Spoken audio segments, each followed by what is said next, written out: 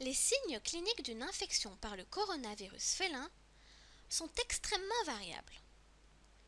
Les chats infectés peuvent soit rester cliniquement sains, voire présenter quelques symptômes temporaires non spécifiques, soit développer une maladie mortelle, la PIF. Dans la majorité des cas, l'infection au coronavirus induit chez le chat une faible entérite qui se reflète en diarrhée passagère et en légère fièvre qui disparaît spontanément après quelques jours. La gravité de ces symptômes semble dépendante de l'âge du chat lors de son infection. Alors que les chats adultes ne présentent en principe aucun symptôme, les jeunes chats sont plus sensibles. Rappelons que seulement 5 à 12% des chats infectés par le coronavirus félin développent la PIF. La majorité de ces chats montrent des symptômes généraux non spécifiques, tels qu'une forte fièvre réfractaire aux antibiotiques, de la fatigue, une perte d'appétit ainsi qu'une perte de poids. Cependant, en plus de ces signes cliniques, 2 formes principales de la maladie sont décrites. Il existe une forme humide ou effusive caractérisée par une inflammation généralisée des séreuses et des vaisseaux sanguins, et une forme sèche ou non effusive caractérisée par des lésions granulomateuses dans les organes. Un mélange de ces 2 formes est également possible. A priori, la forme humide naîtrait des conséquences d'une immunité cellulaire très faible. Suite à une inflammation principale du péritoine, le symptôme le plus communément reconnu de la forme humide de la PIF est une accumulation de liquide dans la cavité abdominale du chat. À cause de cette effusion, l'abdomen du chat se distend et grossit de façon considérable. Outre ce principal symptôme, des épanchements pleuraux et péricardiques peuvent également apparaître. Dans certains cas, l'effusion se restreint à la cavité thoracique et une dyspnée est habituellement remarquée. Chez les chats non castrés, l'inflammation peut aussi toucher la tunique vaginale, membrane séreuse entourant les testicules, et peut provoquer un gonflement du scrotum. Ces diverses effusions sont considérées comme le résultat d'une augmentation de la perméabilité vasculaire due à une réaction d'hypersensibilité de type 3.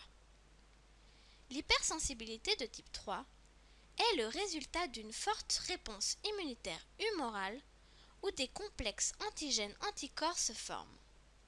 Ils induisent des inflammations au site de leur formation ou de leur déposition, telles que dans les parois vasculaires.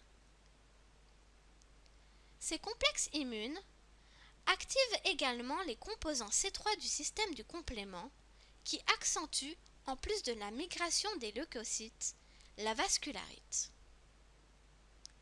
De plus, lors de vascularite systémique ou lors de lésions granulomateuses, Takano et al. Ont reporté que la concentration du Vascular Endothelial Growth Factor est amplifiée dans le plasma sanguin.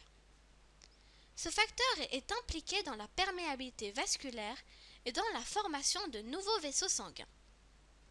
C'est pourquoi leur production, maintenue par les monocytes et les macrophages infectés par le coronavirus de la péritonite infectieuse féline, résulte en une perméabilité vasculaire intensifiée et par conséquent en la formation d'œdèmes et en l'apparition d'effusions accrues dans les cavités corporelles. Contrairement à la forme humide de la PIF, qui touche principalement les séreuses et les vaisseaux sanguins, la forme sèche de la PIF touche essentiellement les parenchymes. Des symptômes spécifiques dépendent des organes affectés par l'inflammation et par la formation ou le dépôt de complexes immunes. Typiques d'un stade avancé de la forme sèche de la PIF sont les symptômes neurologiques visibles chez 10% des chats atteints de la PIF.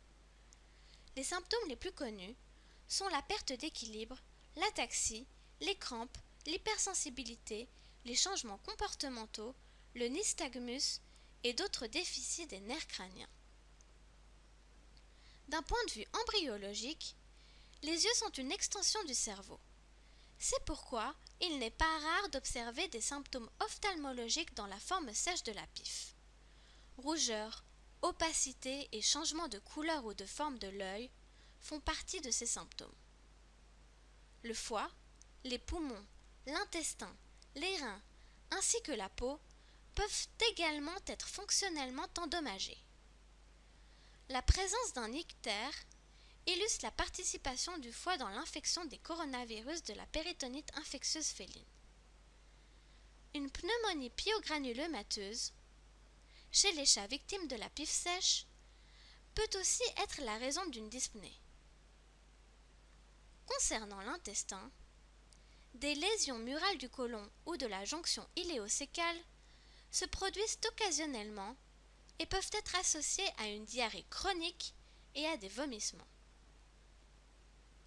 Des nœuds lymphatiques mésentériques enflés peuvent parfois être palpables et peuvent aussi faire penser à la présence d'une éventuelle néoplasie. Dans le cas où les reins sont touchés, une dilatation des reins peut également être décelable à la palpation.